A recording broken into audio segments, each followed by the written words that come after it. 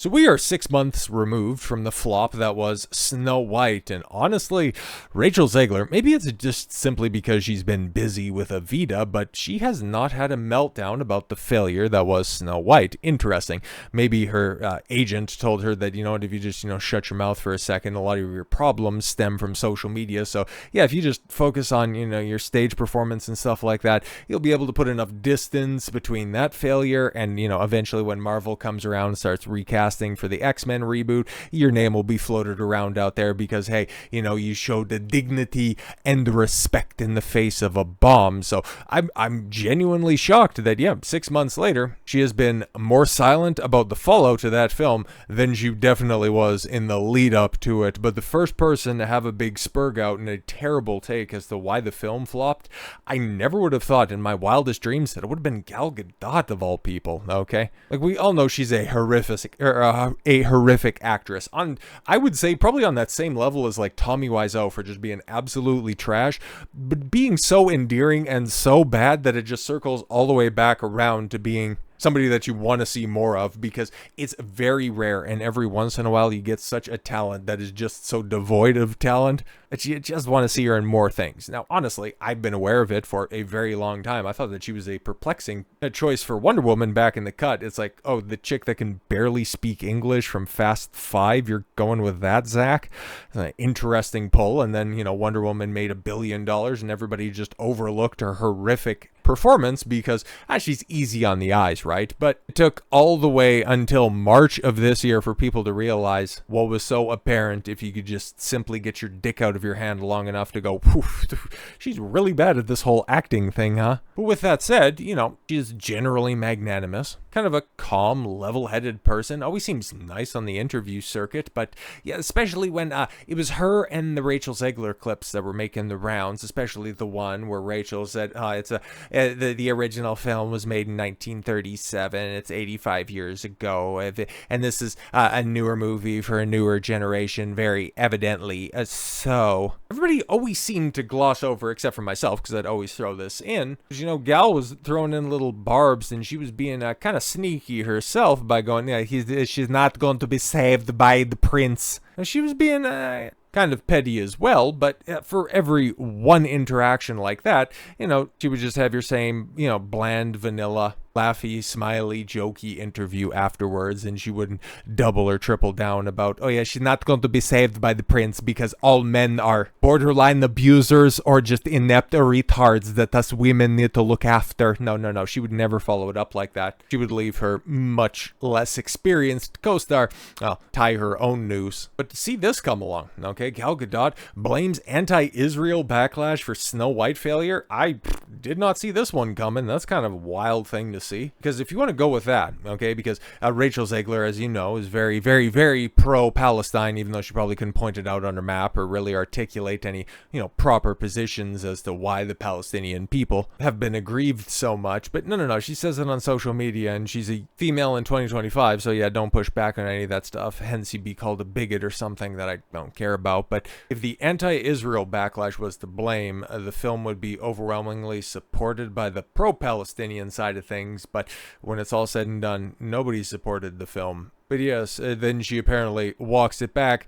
But if you want to address the failure and how the film got quietly shuffled out of theaters so quickly, why don't you just go to the very obvious, entitled, wall-eyed blight on this production? Why don't we just properly chalk up the blame to people cultivating negative publicity in the lead up? He could have been that vague with it, or he could have went, I don't really like the chick who looks like a deer. She is very loud and inflammatory on the social media. She's not very nice. But anyways, what did she have to say?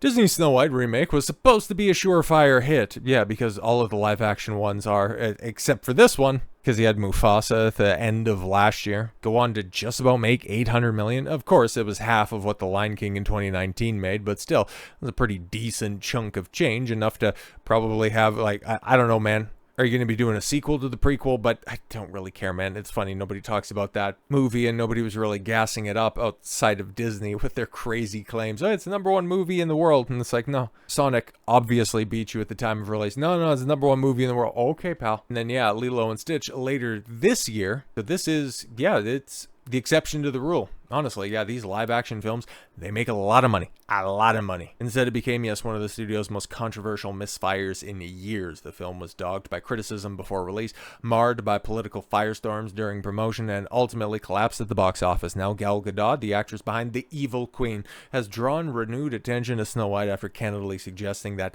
anti-Israel backlash was to blame for the movie's failure. What a fucking dumb take. Like, this just, it's so categorically stupid. I guess I could believe actress Gal Gadot would come out with this take, but let's see.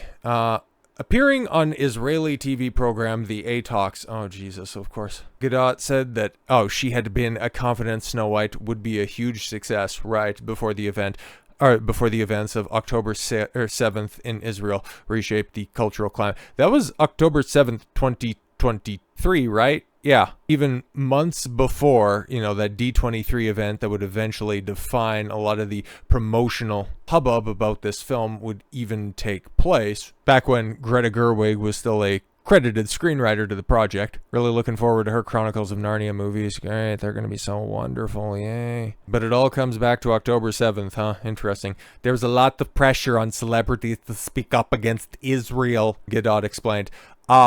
No, I don't know about you, but I can remember a few years back and how Hollywood was kind of, they were kind of caught between a rock and a hard place on that one, because there's a lot of leftists in Hollywood. I know, breaking news, right? But then at the same time, they also looked down at their paychecks and realized that, there's a lot of Steens and Bergs attached to this, and a lot of heavy metals being referenced in the byline. So, yeah, we probably shouldn't go too terribly hard on this stuff. So, yeah, you obviously had your, mental cases that were out there. You had your Mark Ruffalo's, Mark Hamill's, and of course, chief among them, Rachel Zegler, continuing to run their mouth. But there was pressure to speak up against it. That's funny, right? Because I seem to recall, because it was around that time, that was the last time I got a strike on my channel. I think that was like the 14th or 15th one I've gotten. I know, right? I'm a veteran of these wars, because I was calling out Ben Shapiro for obviously lying about AI doctored footage that was out there. Oh, they put babies in microwaves. Yeah, sure, Ben. But going back to Snow White, how does she loop all of this stuff back together?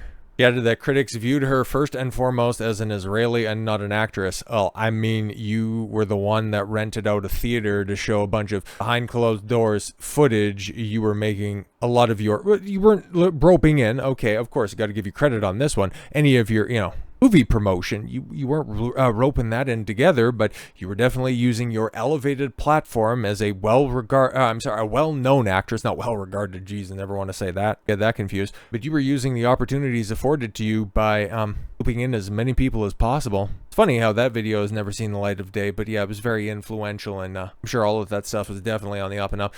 Describing the backlash she endured as personal and political, the implication was clear. The film hadn't failed on its creative merits alone. It had to be dragged down by cultural battles far beyond the studio lot. Exactly. Yeah, a backlash from an event that happened 18 months prior to the release of a movie because of Jewish involvement. But in that interim period, how many billion-dollar films did Disney have? Bob Iger, the CEO, we could check his early life, but we could just simply go ahead and give you the obvious answer there. But okay, cool, interesting. But yeah, Gal Gadot and her comments can't be separated from the most visible flashpoint surrounding the Snow White and surrounding the Snow White and Israel debacle. Sure. Rachel Zegler and her Free Palestine post, yes, in August of 2024.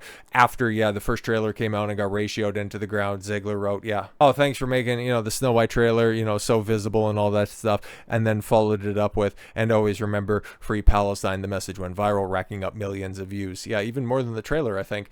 The fallout was swift. Gadot reportedly received threats to both her life and her family's lives. And she, once again, to her credit, never came forward with that stuff. So hopefully it didn't happen. And if it did, that's retarded. She's still not in the IDF, for Christ's sakes. Okay, she did her mandatory time. She's not out there blowing up apartment buildings because there could be tunnels underneath of them. Anyways, this forced Disney to provide additional security for her and her family, according to a trade reporting. Producer Mark Platt even flew to New York to speak with Zegler about that situation. Yeah, we went to that quite a lot during that time. God, that was so much fun. Really makes me lament 2025 even more because there isn't anything nearly as hilarious as what has happened, with this entire situation last year. But whatever, man. Clarifying her position. Yeah, because Gal Gadot, when she realized, oh God, that was a really stupid thing to say, let me just go ahead and change the position.